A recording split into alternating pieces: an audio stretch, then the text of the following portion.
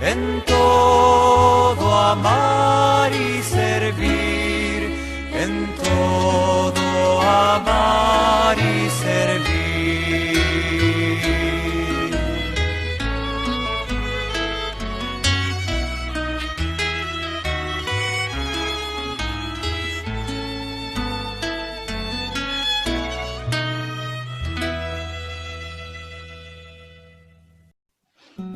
Un saludo para todos y gracias por acompañarnos en su programa En Plena Luz por las ondas de Radio Magis. Muy especial esta semana, pues llegamos al 31 de julio, en el cual se celebra la fiesta de San Ignacio de Loyola, cuya espiritualidad es la que guía a nuestra casa radial y de quien nosotros estamos seguros que tiene muchísimo, Ignacio Loyola, muchísimo por dar aún a la humanidad y hacer que realmente este mundo sea muchísimo mejor. Nuestra intención en este ciclo de entrevistas es mostrarles a ustedes todas estas personas que desde su propia individualidad aportan significativamente a la humanidad. Yo sé que todos nuestros invitados consideran que solamente es un granito de arena, pero sin embargo ese granito de arena que le aportan hace que nuestro mundo sea distinto, sea mejor visto y que realmente te inspiran a que podamos construir este mundo tan humano, tan fraterno y tan cercano entre todos nosotros, y especialmente en tiempos como los que nos está tocando vivir a toda la humanidad. Nuestro invitado del día de hoy, yo considero que es un gran exponente de saber disfrutar la vida y de saber ser él mismo. Me ha tocado, no lo conozco personalmente y eso tengo que confesarlo, pero me ha tocado un par de talleres conocer de su trabajo y a mí me ha parecido extraordinario y con los de producción hemos visto muy necesario tenerlo acá con nosotros. Y para ello nos vamos a trasladar hasta el norte de nuestro continente. Vamos a estar desde México y él estará compartiendo con nosotros su vida, su experiencia, sus criterios, sus interpelaciones y todas las mociones que puedan suscitarse a razón de esta conversación. Aguárdenos, por favor, luego de la propaganda estaremos con Luis Arturo Macías. Espérennos.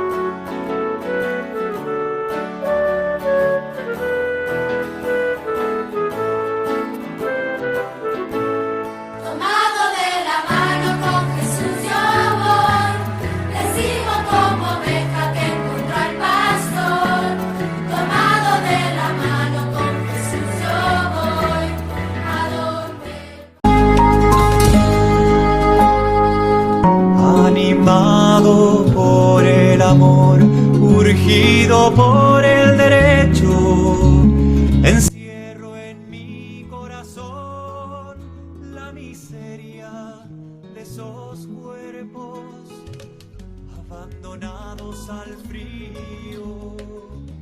¿Cómo dejar de quererlos si sonríen por la calle?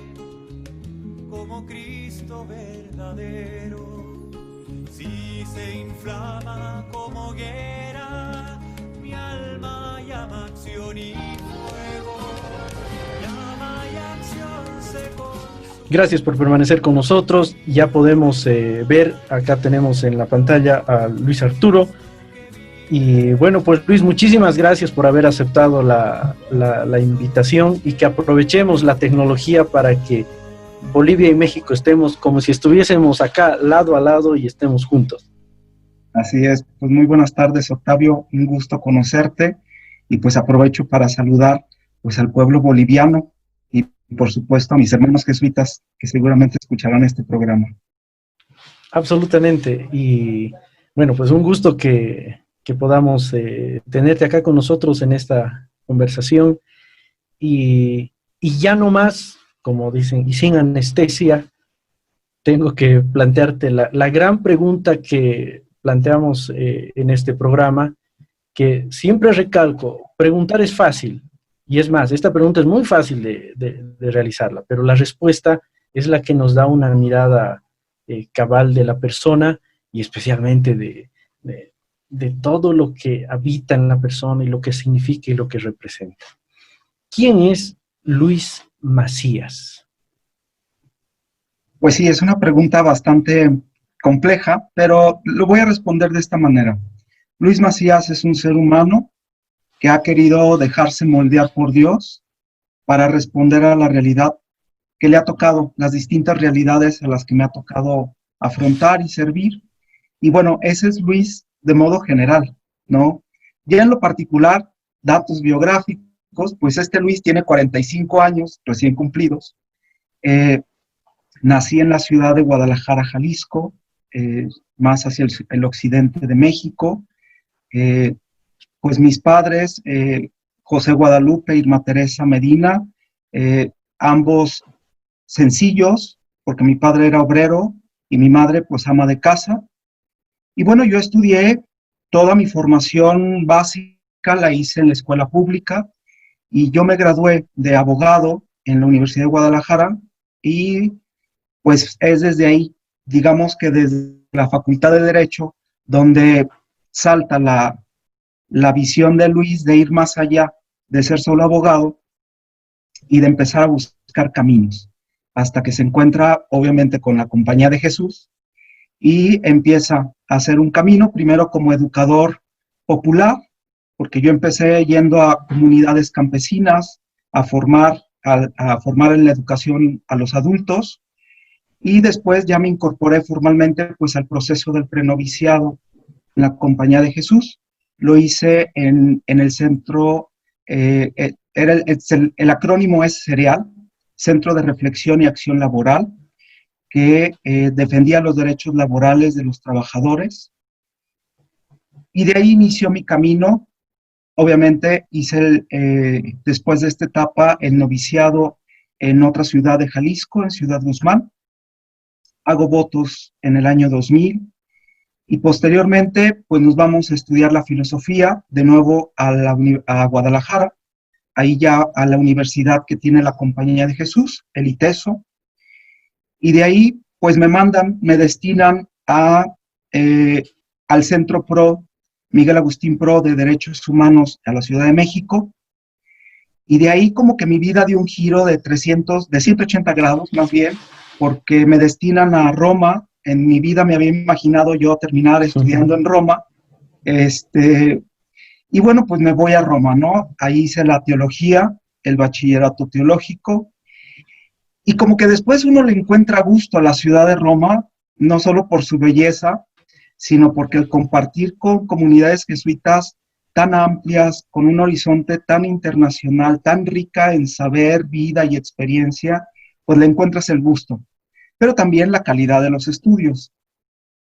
Y entonces yo pido quedarme a estudiar Derecho Canónico, también terminé la licenciatura en Derecho Canónico en Roma.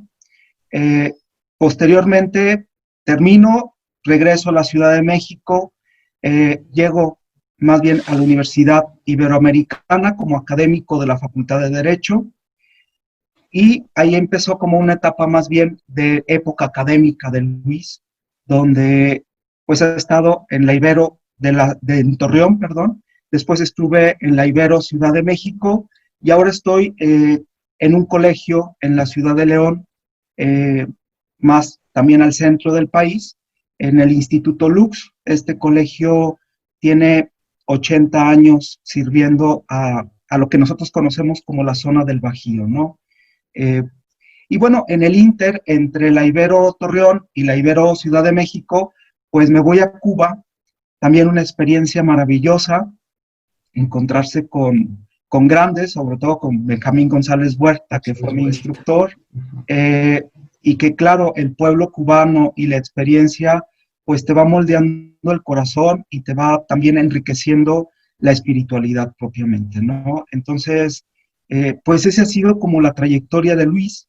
Si te fijas, ha sido un poco de todo y al mismo tiempo, entre lo académico, entre lo social, entre lo espiritual, pues ha sido como por donde el Señor me ha permitido conducirme y que eso me ha dado, y sin duda alguna, mucha vida. Hay algo que me parece precioso en lo que nos va contando Luis, el moldear. Él dice, soy una persona que ha sido moldeada por Dios, y mientras va relatando los lugares en los que ha estado, también dice, he sido moldeado por la sociedad, he sido moldeado por el pueblo. Cuán importante creo que es este abandono a Dios y abandono a la comunidad, al grupo social en el que le toca a uno estar. Y hay otras tres cosas que me parecen bien interesantes que ha señalado Luis. Ha hablado de un asunto obrero, ha hablado de derechos humanos y bueno, pues luego no logré captar bien lo que decían o lo que dijiste en la zona en la cual trabajabas ahí, luego en México. ¿En el Centro Pro? Sí, ese era el de los obreros. No, estuve primero Derechos humanos. De los obreros y luego derechos humanos en general. Eran más bien derechos sociales y políticos, no laborales. Sí. Bien, a ver, hay un pequeño, podríamos hacer ahí un pequeño paréntesis para que nos hables al respecto. Claro, porque a mí me resuena a Fe y Justicia, ¿no? Es decir, postconcilio, Pedro Arrupe, y bueno, pues lo que ocasionó tal conmoción en el mundo y lo que ha hecho que jesuitas la consideración a ser revolucionarios o revoltosos al final de cuentas. ¿Será que puedes platicarnos un poco de esa experiencia? Porque cuando uno habla y dice, él es religioso, bueno, pues la gente se imagina a una persona que está encerrado en cuatro paredes o está rezando o solo tiene que estar en la misa. Entonces yo creo que sería muy importante que nos platiques un poco de esa experiencia, Luis. Sí, primero, pues el participar en los centros de derechos humanos, sea en materia laboral como en materia social y política, aunque también me tocó un poco trabajar con derechos humanos para las personas que viven con VIH-Sida. Entonces, he tocado ciertas realidades sociales que tiene que ver con una llamada que yo he tenido y que me conmueve mucho, que es el dolor del otro, ¿no? Yo creo que el querer esta visión de la compasión entendida como cargar con el dolor y el sufrimiento del otro y desde ahí crear caminos de esperanza y de redignificación de la persona, pues ese ha sido lo que me ha movido en gran parte mi vocación dentro de la Compañía de Jesús y mi actuar, ¿no? Por eso el que me hayan destinado a estos centros de derechos humanos ha sido justo el ir y contribuir a hacer como esta segunda mano de Dios, este Dios que siempre trabaja desde la espiritualidad ignaciana, decir, pues yo te echo la mano buscando que nadie quede fuera de una justicia, no justiciera, sino de una justicia que redignifique y que dé sentido y valor a la persona que padece, ¿no? Por supuesto, suelen ser realidades, las tres en las que me ha tocado son realidades muy diferentes y muy contrastantes, porque obviamente en los derechos laborales, pues te enfrentas con situaciones sobre todo de una política de un jesuita que desde la perspectiva fe y justicia, ¿no? Tiene que crear puentes no solo de fe justicia, sino fe política justicia, porque interviene la política, tienes que saber hacer política. Y te vuelves en un sujeto político junto con los que pelean esos derechos. Y que sin duda alguna esta visión de Ignacio de Dios está en todos lados y en todas las y en todos los ámbitos, pues es el decir, miren, me quito el hábito y me quito el SJ y me vuelvo otro, un obrero, o en mi caso era más el abogado, que me tocaba acompañar los procesos, luchar con ellos y luchar sobre todo al lado de las personas que sufren. Eso es algo que en el caso de materia laboral fue una experiencia muy bonita, porque en verdad se creó, a mí me tocó una experiencia en una zona del sureste de México, en donde peleábamos contra el sindicato de petroleros, y que en ese momento, ese grupo que peleaba su basificación o su estabilidad laboral, pues eran no solo el trabajador, eran las familias, eran las esposas, eran los hijos, y entonces el ver que ese movimiento de búsqueda de la dignidad de la persona por causas y vías legales, pues era una voz de Dios. Y yo siempre he creído que todo movimiento social sigue siendo un movimiento profético, evidentemente con ciertas características, porque anuncia y denuncia las injusticias, ¿no? Y que ahí es donde tenemos que estar los jesuitas, que no tenemos que renunciar a esa participación, sino al contrario, sabemos que en unas pues vamos a lograr los frutos y en otras va a tardar más tiempo, pero que finalmente en cualquier hipótesis es Dios el que trabaja y que nosotros nada más contribuimos a eso que Dios va haciendo en la realidad y en las personas. Al final se logró algo con estas personas y fue muy positivo, ¿no? Por supuesto que a mí me entusiasma mucho ver que la dignidad de la persona se ve restituida, porque no solo es igual, no solo es un trabajador, sino es la familia completa, es el lugar donde vive, es como el impacto más amplio que vas teniendo desde la defensa de los derechos humanos. Esa es una experiencia, pero luego con personas con VIH-Sida, pues te estoy hablando de hace 20 años quizá, en realidad pues no se vivía o no vivían con las condiciones que tenían en la actualidad, y de las luchas que han ido afrontando muchos frentes y muchas organizaciones para darle un lugar a estas personas y tener sus derechos, sobre todo en materia de salud, pues ahí sí tocabas el dolor humano de modo mucho más amplio, ¿no? A mí nunca se me olvida una mujer trans que me dijo, ya estaba muy, muy avanzado su estado físico de deterioro, y me dijo, Luis, ¿y a mí Dios cómo me va a recibir? ¿Como hombre o como mujer? Y claro que esas preguntas, aún y que seas el abogado, finalmente sigue siendo el religioso, y tú dices, ¿y qué le digo, verdad? Y la verdad es que lo único que le dije es, pues, lo que has sido, si has sido una mujer, pues eres mujer, o sea, tú no te preocupes por eso, ¿no? Y claro que tocar ese dolor y el límite humano, la verdad es que pues no te puedes quedar cruzado de brazos y decir, ¿por qué tiene que morir gente por un estado negligente a dar los servicios médicos adecuados para todas las personas, no solo para ellos? Evidentemente todos, es un derecho universal, pero en particular a esta población en concreto, pues se veía muy, muy afectada.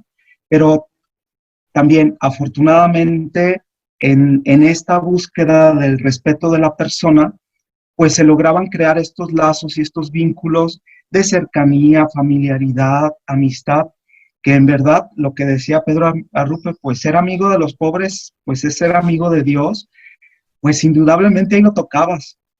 Sí, para mí, esos momentos de encontrarme con esas personas y de ver, en el caso de las personas con VIH-Sida, el que podían después irse recuperando en su salud gracias a lo que se hacía, pues es que era el cielo.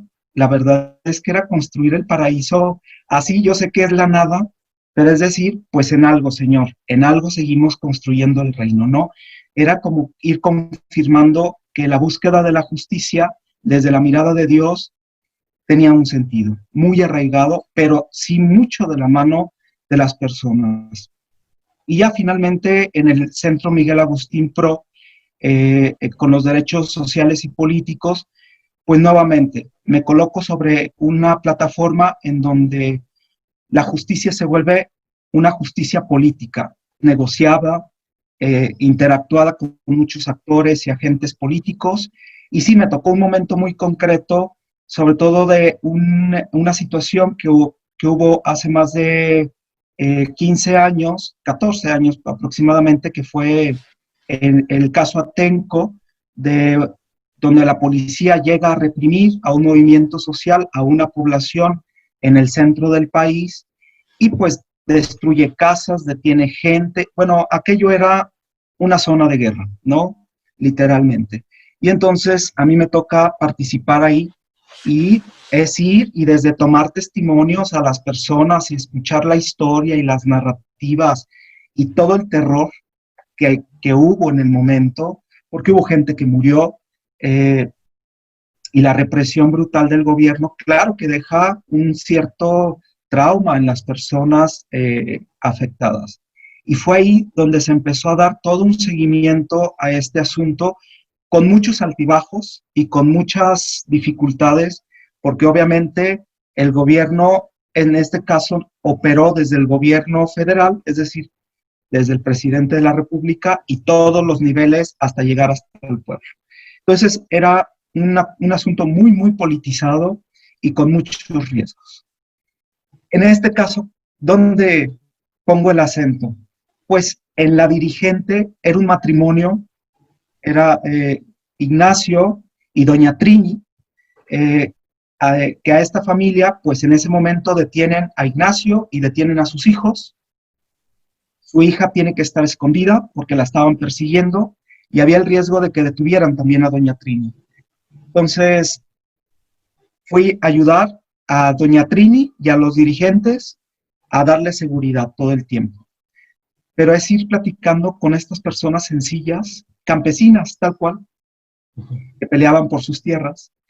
Y la verdad es que, haz de cuenta que yo escuchaba la historia de doña Trini y era la historia de Moisés buscando la tierra prometida, el pelear por su tierra y la identidad de la tierra, ¿no? Y escucharla en medio del dolor, y que a mí me tocó escuchar cuando le dijeron, tus hijos están presos y no van a salir en un tiempo, y me dijo, no, Luis, pero no vamos a bajar la guardia. Y esa capacidad de, pues no solo resiliencia, porque de superar el dolor para decir, hay una causa más amplia que mis hijos, que es el pueblo al que represento y por el que peleamos. Híjole, fue un ejemplo para mí de una mujer de mucha dignidad, de mucha fortaleza, que yo decía, ¿y cómo no ayudar a estas personas? Y no, fue acompañarlas, y el asunto con ellos en parte se soluciona, pero en esa situación hubo varias mujeres que fueron abusadas sexualmente, y que en la actualidad todavía su caso sigue, si mal no recuerdo, en la Corte Interamericana de Derechos Humanos, pero que ya tiene todo un proceso tanto largo, pero que ha valido la pena, ¿no? Que ha sido un caso emblemático y paradigmático para el Centro de Derechos Humanos, y que ha sido también ejemplo de la necesidad de ponerle límites a las fuerzas estatales, de no abusar tal cual de las personas, y de no actuar como actuaron en el momento. Y también la lucha de las mujeres invariablemente pues queda muy grabada en el corazón por tanta dignidad que tienen. Algo que me queda muy claro es que muchos movimientos sociales, no puedo decir que todos, hay muchas mujeres que maravillosamente son las líderes en realidad de todos estos movimientos, y que tratando de secundar el espíritu, decir, toca acompañar, toca actuar, porque en justicia humana y en la justicia de Dios toca que esas personas se redignifiquen, ¿no? Y sientan que no son las presas o las apestadas sociales por un movimiento que fue producido por las injusticias del mismo Estado. Entonces, para mí esta parte, como puedes ver, a mí me toca, me mueve mucho. Y aunque no lo hago todavía no tan directamente desde el Centro de Derechos Humanos, pues desde la academia, evidentemente que puedes. También el tema fe y justicia, pues toca, y toca compartir experiencias de este tipo con otras personas y mover también al estudiantado a tomar conciencia de las estructuras injustas en las que vivimos para transformarlas. Y que en la universidad, desde otra trinchera, pues también lo hago, ¿no? Hasta el día de hoy. Digo, la verdad para mí ha sido un proceso que en verdad me ha moldeado y me ha podido dar una base para confirmar, pues el decir por qué estoy aquí y para qué estoy, pues para eso, ¿no? En esta narrativa tan apasionante, sin lugar a dudas, que nos está obsequiando Luis, creo que se encarna algo que siempre venimos escuchando y es muy trillado inclusive, ¿no? Vox Populi, Vox Dei, la voz del pueblo es la voz de Dios. Y Luis nos muestra que es cierto, es decir, que se encarna, no solamente hay frases ni simples palabras en latín o en el idioma que se desee, sino que es cierto. Y yo si algo tengo que valorar es precisamente ese trabajo por la dignidad y la sensibilidad hacia los otros que Luis nos está mostrando. Y no cabe duda alguna que en su lenguaje vemos, y en su modo de proceder, vemos a este Ignacio, y bueno, pues Luis resulta ser un digno hijo de Ignacio, y con este afán de transformar realmente situaciones, ser agentes de transformación, estas estructuras que son las que ocasionan tremendo daño y le quitan dignidad a nuestra gente, a nuestros hermanos. Vamos a hacer una pequeña pausa y vamos a continuar hablando con Luis y bueno, pues aprendiendo de su experiencia, de su recorrido y de lo que él decía, del haberse dejado moldear por Dios y por el pueblo. Volvemos. Un compromiso que es fuego.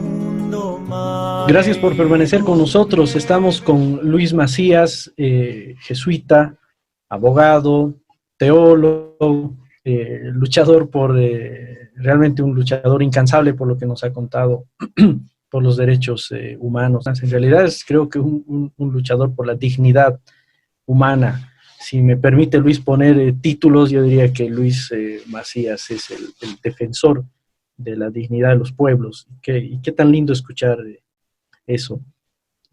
¿Cuánto de Ignacio de Loyola o qué de Ignacio de Loyola Luis valora o aprecia más o tiene presente todo el tiempo en estos recorridos que le toca estar?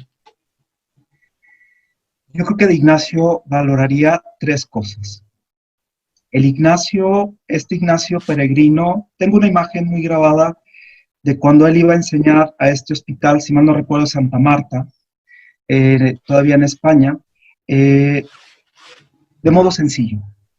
Este Ignacio que se atrevía a compartir la vida con los niños, con las personas, así, peregrinando, sin tener tantos estudios, ¿no? Y a veces esa imagen a mí se me viene constantemente cuando me encuentro, cuando estoy en una escuela, como en un colegio de educación básica, pues estar con los niños, pues este cuarentón, ¿qué le puede decir a un niño de 3 años, verdad? Pues nada, te sientas y juegas con los niños, pero es este Ignacio sencillo, simple, ¿no? El otro Ignacio es el Ignacio ya más maduro, yo diría el Ignacio que lee la realidad de un modo profundo, este Ignacio más reflexivo. Y es este Ignacio que me lo imagino y que muchas horas medité en sus habitaciones en Roma, que me lo imaginaba, este Ignacio cuántas horas pasó aquí meditando y reflexionando y viendo por dónde, y que pues finalmente construyó lo que construyó e hizo lo que hizo, ¿no? Y el tercero es la hondura espiritual de Ignacio.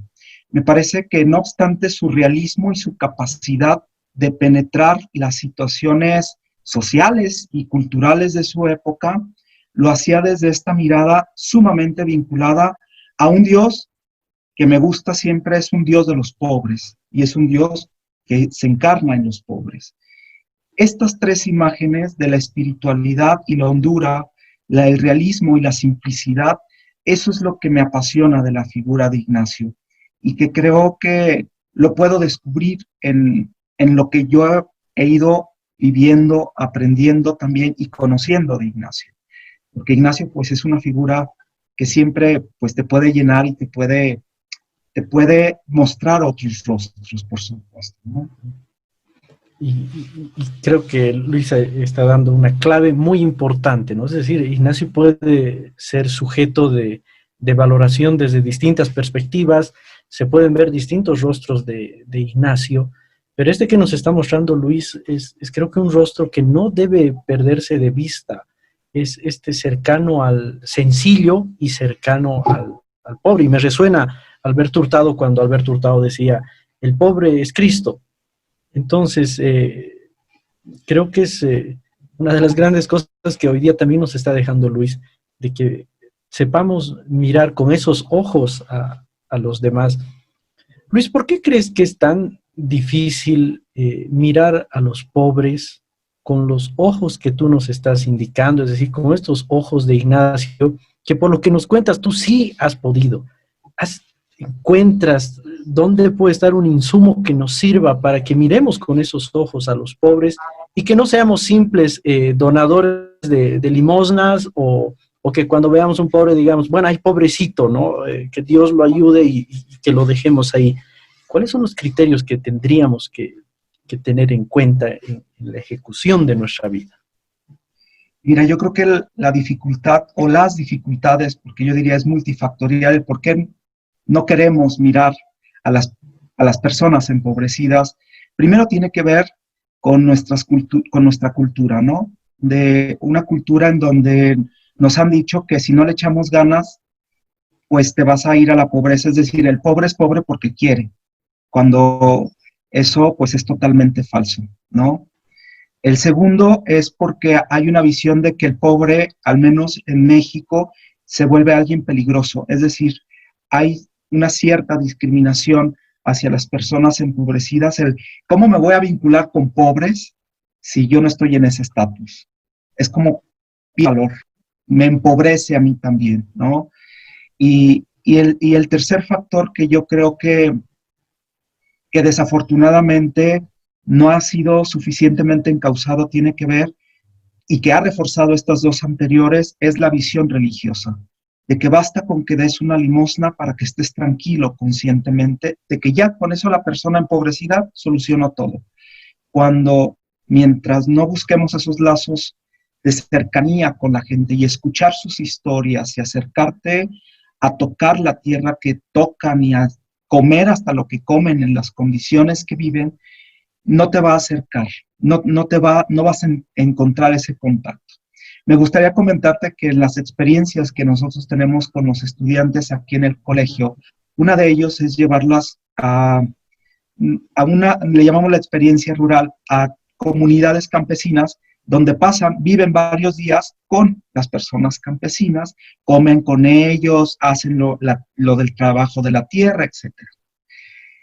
Bueno, tener el acercamiento con personas empobrecidas o personas que viven en condiciones socioeconómicas diversas, el joven se maravilla, porque dicen, es que yo no entiendo por qué me da lo que me da y por qué me ofrece su mejor cuarto para que yo esté y que esté bien. Los transforma. Y no solo los transforma internamente para hacerlos amigos, porque después, a veces estas familias, la familia del estudiante y la familia del campesino, van y se conocen y conviven y tienen un modo de una relación mucho más horizontal, sin tantos obstáculos sociales y culturales, sino que se dan cuenta que el otro, pues es otro como tú, y que hay que acompañarlo y que hay que ayudarlo, ¿no? Y que yo creo que la compañía de Jesús eso es lo que busca, saber ser puentes entre diferentes realidades, justo para irse ayudando e irse acompañando mutuamente y poder transformar las estructuras que genere este empobrecimiento. Pero si no empieza desde ser amigo del pobre y desde este vínculo, difícilmente vamos a poder hacer que caigan todos nuestros obstáculos reforzados por mil y una forma social y religiosamente. Y qué lindo lo que dice Luis, ¿no? Ser amigo del pobre. Y bueno, nos vuelve a retratar esta imagen de Ignacio con esa sencillez con la que se relacionaba con las personas mientras andaba. Y ser amigo tiene que ver con el amor, ¿no? Es decir, estar realmente en sintonía. Y sin duda creo que suena fácil, ¿no? Suena bueno, quiere a los demás y bueno, dales amor o manifiesta amor, pero sin embargo, cuando no existe esa sintonía, es decir, desde lo más profundo de las personas, entonces pasa lo que dice Luis, ¿no? Es decir, no logras cohesionar y bueno, pues abandonas una relación que al final de cuentas puede ser muy satisfactoria. Luis, tú, hay algunos personajes históricos o que todavía están vivos, a quienes tú consideres que sí han logrado estas pautas que nos estás indicando, que sin duda son herencias evangélicas, prácticas de Ignacio Loyola, pero tú podrías señalar algunas personas que digas, sí, estos sí lo hicieron. Bueno, te voy a poner mi ejemplo así con mayúsculas, obviamente, pues es Monseñor Romero. O sea, para mí mi gran referente del cómo vivir un servicio al otro desde esta sencillez, pero buscando una transformación estructural, pues está en toda la vida y en todo lo que vivió y sobre todo los últimos años Monseñor Romero, por supuesto, ¿no?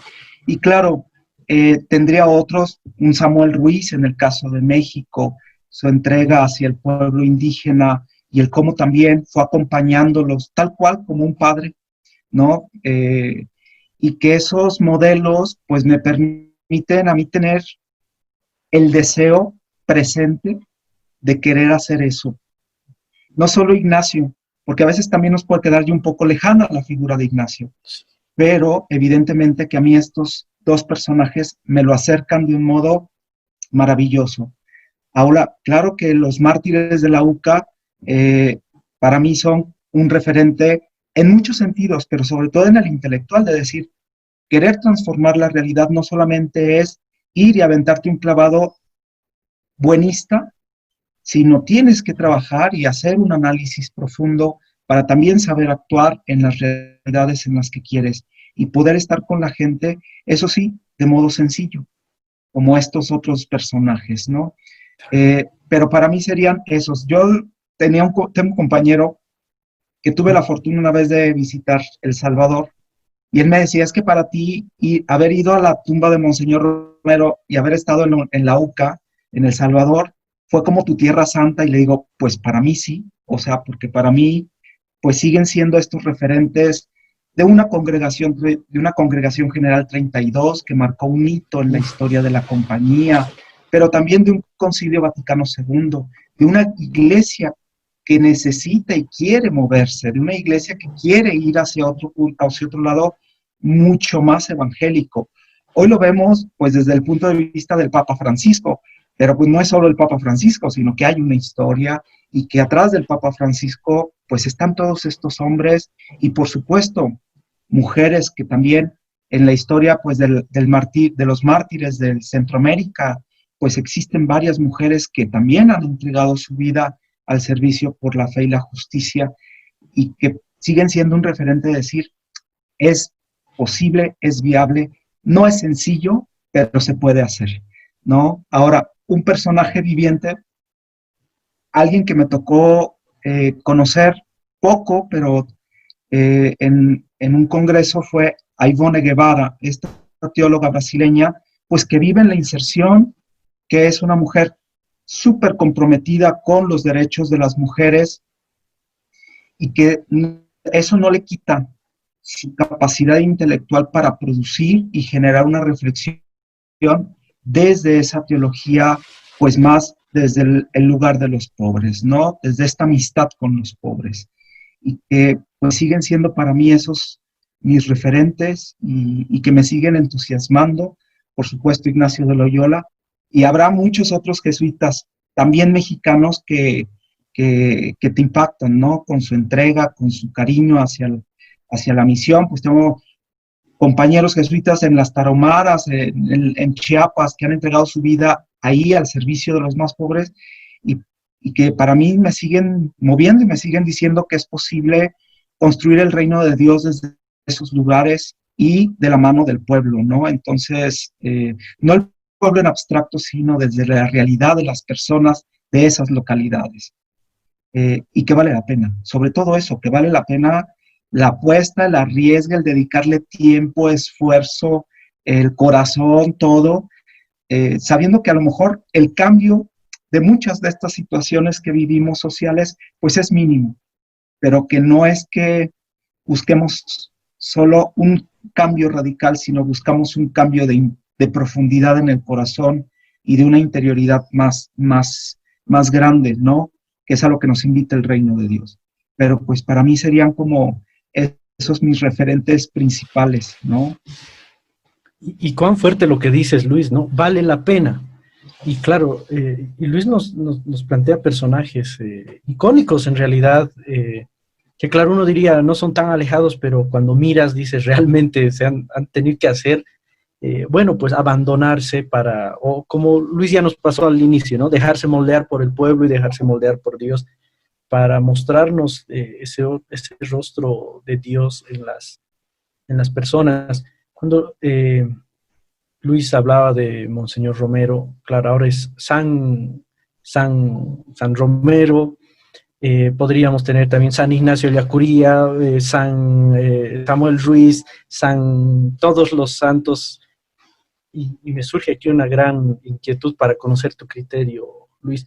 ¿Cuán beneficioso, hablando como Iglesia Católica, ¿no? ¿Cuán beneficioso es llevar al altar a estas personas que han sido significativas y que realmente han mostrado un rostro de Dios y el rostro pobre de Cristo? ¿Es beneficioso llevarlos al altar? ¿O más bien los ponemos en estatuas y los dejamos abandonados y nos olvidamos este carne y hueso que nos platicas?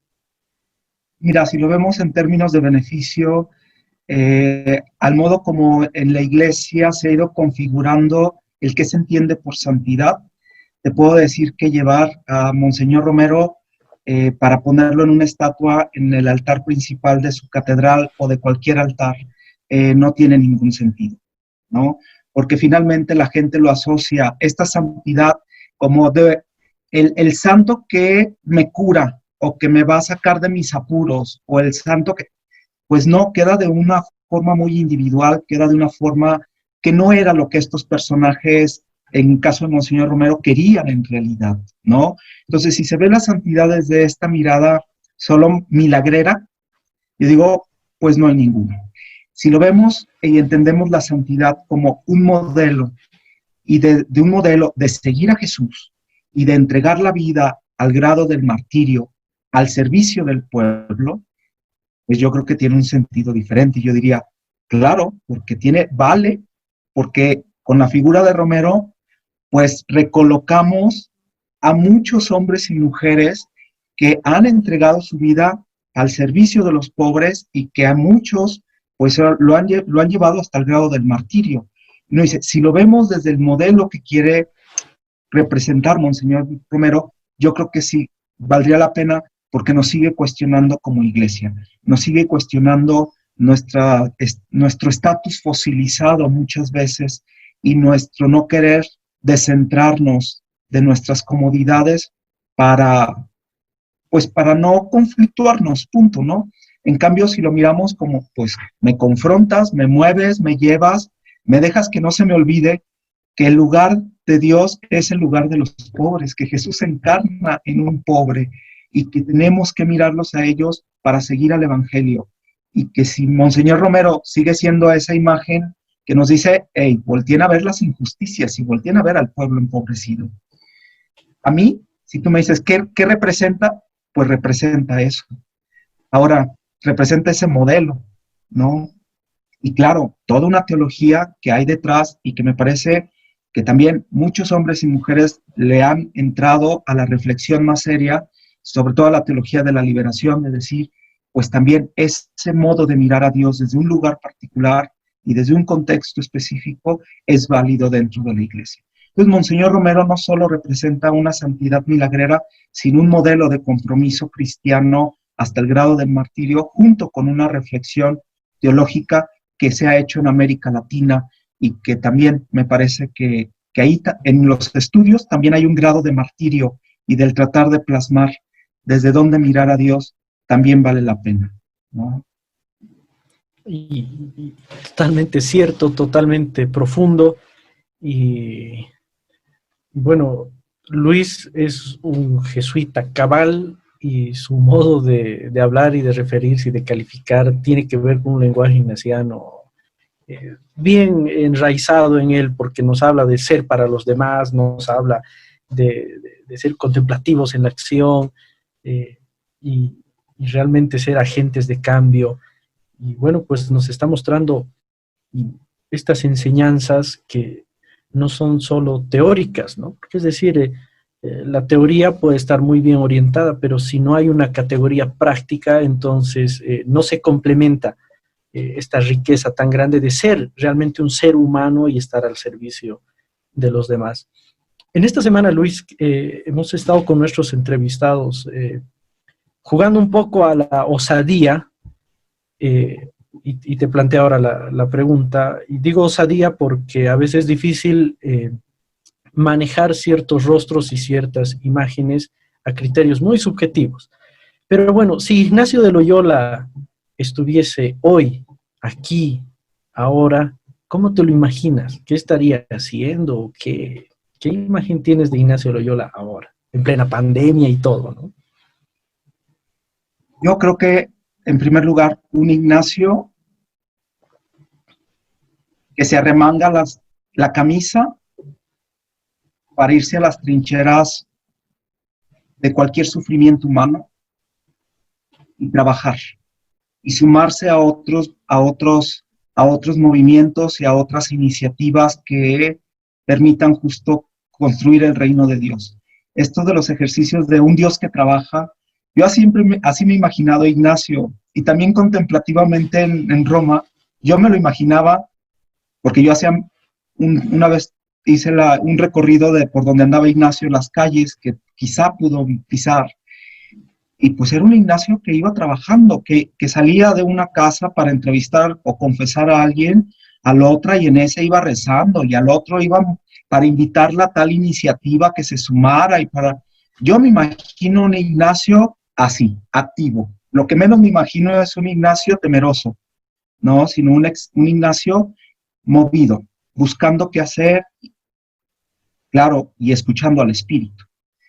Yo creo que eso por un lado. Yo creo que un segundo frente sería de un Ignacio que nos invite, y creo que Adolfo Nicolás, el anterior general de la compañía, lo dijo, de convocarnos a no vivirnos como en la superficialidad, de siempre ir a más hondura en lo que vamos viviendo en este contexto nuevo de la pandemia y de situaciones de salud pública, como no quedarnos solo con lo numérico, sino ir más allá.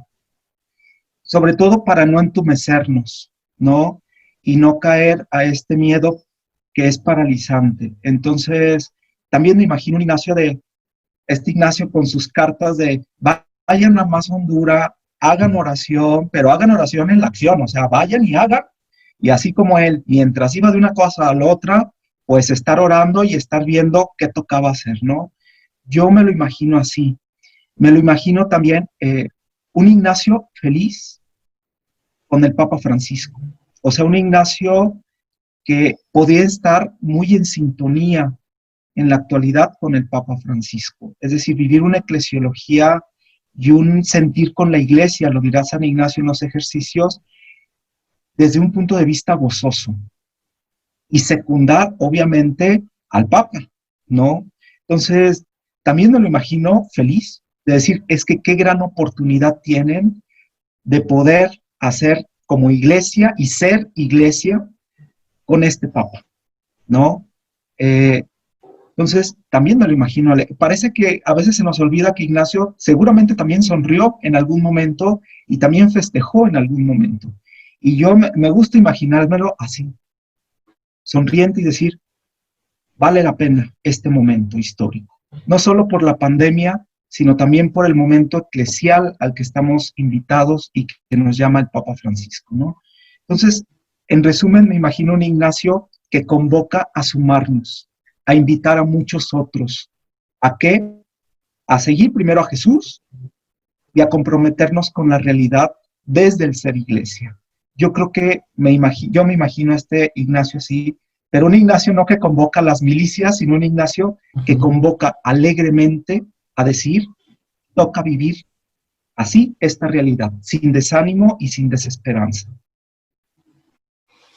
Y realmente Luis nos pone a un Ignacio en frontera, ¿no? Es decir, es un llamado que se viene haciendo siempre, ¿no? Con los pobres y los diferentes. Pero qué lindo tener esa imagen de Ignacio y ojo, ¿no? Puede ser la imagen, pero lo que Luis está haciendo, y aquí me voy a permitir tal vez traducir, es una invitación. Es decir, a que nosotros podamos estar haciendo eso, pensando eso, sintiendo eso. Estamos con Luis Macías, jesuita, ya lo había dicho, que prefiero darle el título de defensor de la dignidad de los pueblos. Y yo creo que conviene revisar esta conversación muchas veces porque vamos a encontrar muchísimos insumos que Luis nos ha obsequiado en este breve programa, que en realidad se hizo bastante largo, pero cuando existe la amenidad y la calidez, creo que, bueno, el tiempo pasa a un segundo, tercero, cuarto plano, pero la riqueza siempre queda y nosotros siempre quedamos agradecidos, y especialmente ahora con Luis por todo lo que nos ha obsequiado en esta conversación. Luis, por favor, y bueno, lastimosamente el tiempo ahora sí nos juega sucio, pero bueno, por favor, tus palabras de despedida. Pues nada, yo creo que desde la espiritualidad ignaciana, pues me gustaría dejar este mensaje, invitar a las personas a no vivirse desde la desesperanza, sino en la medida en que nos acerquemos a este Jesús de los pobres, nos va a dar pistas, muchas pistas para vivirnos en estas épocas y en estos momentos, y en donde sobre todo se necesita prevalecer la solidaridad entre todos, independientemente de la condición socioeconómica en la que vivamos, pero que tiene que surgir desde esta moción del espíritu. De modo que, pues nada, agradecerte y dejar este mensaje de que Ignacio de Loyola y la espiritualidad ignaciana vale la pena si la vivimos, y si la vivimos no solo desde el activismo, sino desde el interior también. Y que en este momento pues toca vivirse también de otro modo, creando lazos de solidaridad entre nosotros, pues para salir adelante, ¿no? Y agradecerte mucho la invitación y agradecer a las personas que nos escuchen, pues mi testimonio sencillo y, como dije, pues de un jesuita que trata de construir junto con muchos otros el reino de Dios. Luis Macías, jesuita mexicano, defensor de la dignidad de los pueblos, realmente nos ha mostrado que hay que estar mirando a ese Cristo pobre, y que las realidades no van a cambiar por simples deseos o por simples deseos de deseos, sino que las realidades van a cambiar en favor de los demás siempre y cuando nosotros nos pongamos en acción, pero con una acción comprometida, convencida y que nazca desde algo que él decía muy importante: la amistad hacia los pobres, la amistad hacia los diferentes, la amistad hacia los que nos necesitan, porque solamente así tendrá sentido la lucha, solo así tendrá sentido y podremos corroborar que la voz del pueblo es la voz de Dios. Muchísimas gracias a Luis, ha sido una riquísima conversación. Reitero, creo que hay que revisar varias veces el video porque vamos a extraer muchas más enseñanzas, muchísimas interpelaciones y grandes invitaciones para que podamos vivir la vida y pongamos de nuestra parte para ser para los demás. Agradecerles a ustedes que nos han escuchado por Radio Magis y también que pueden vernos ahora gracias a la tecnología por las distintas redes sociales. Esperemos que los distintos mensajes, en realidad el testimonio, pueda calar en cada uno de ustedes en su propia realidad y que siempre aceptemos esta invitación de ser para los demás y bueno, pues en todo amar y servir. Será hasta la próxima oportunidad. Muchísimas gracias. Hasta luego. En todo amar y servir, en todo